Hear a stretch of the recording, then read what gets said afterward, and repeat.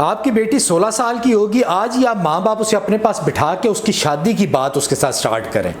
सबसे पहले उसको ये एहसास दिलाएं कि आज जो बात हम करने लगे हैं ये दुनिया में आपके लिए सबसे जो अहमियत वाली बात है वो ये बात है, क्योंकि आपने हमारे घर में तो 16 से 18 साल अपनी ज़िंदगी के गुजारे हैं, लेकिन आगे जो आपकी ज़िंदगी है, जो शादी के बाद की ज़िंदगी है, वो तकरीबन 40 से 60 साल की ज़िंदगी होगी। हमारे घर में आप बिल्कुल एक डिफरेंट तरीके से आपकी ज़िंदगी गुजरी है, लेकिन आगे आपके ऊपर बहुत सी जिम्मेदारियां पड़ेंगी, इसलिए हमें अभी से सोच समझ के कोई ना कोई फैसला करना चाहिए। इसके बाद उसे बताएं कि आपकी शादी होनी क्यों चाहिए। इसलिए होनी चाहिए कि एक तो एक जिस्म की ज़रूरत होती है, टीन एज के अंदर जिस्म के अंदर हार्मोन्स पैदा होते हैं, जिसकी वजह से बच्चों का गलत डायरेक्शन पर निकल जाने का बहुत खतरा होता है। उसके बाद हमारे टीवी, हमारे मोबाइल, हमारे आसपास के दोस्त, इन सब की जो ज़िंदगी गुजारने के तरीके होते हैं, उनकी वजह से बच्चों के मिस ट्रैक होने का बहुत ज़्यादा खतरा होता है। उसके बाद अल्लाह पाक का क्योंकि हुक्म है, इसलिए, और हम माँ बाप की ये जिम्मेदारी लगाई हुई अल्लाह पाक ने, इसलिए आपकी शादी होना ज़रूरी है। लेकिन इसके लिए जो ऑप्शन है वो हमारे पास 3 ऑप्शन है। एक ऑप्शन ये है कि जैसे ही आपकी 18 साल की उम्र हो जाए आपकी उसी दिन शादी कर ली जाए, लेकिन उसमें एक नुकसान क्या होगा कि जो आपकी फाइनेंशियल स्टेबिलिटी है ना, जो प्रैक्टिकल आपकी ज़िंदगी है, उसमें अभी तक आप मैच्योर नहीं हुई होगी, आपकी डिग्री नहीं हुई होगी।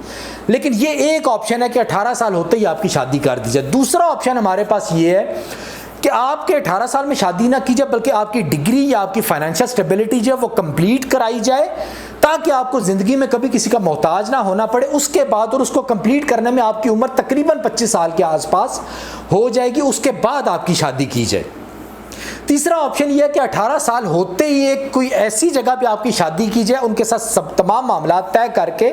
कि शादी आपकी कर दी जाए, ताकि बच्चे जो गलत ट्रैक पे चढ़ जाते हैं वो गलत ट्रैक पे ना चढ़े, लेकिन बाकी जो अपनी तालीम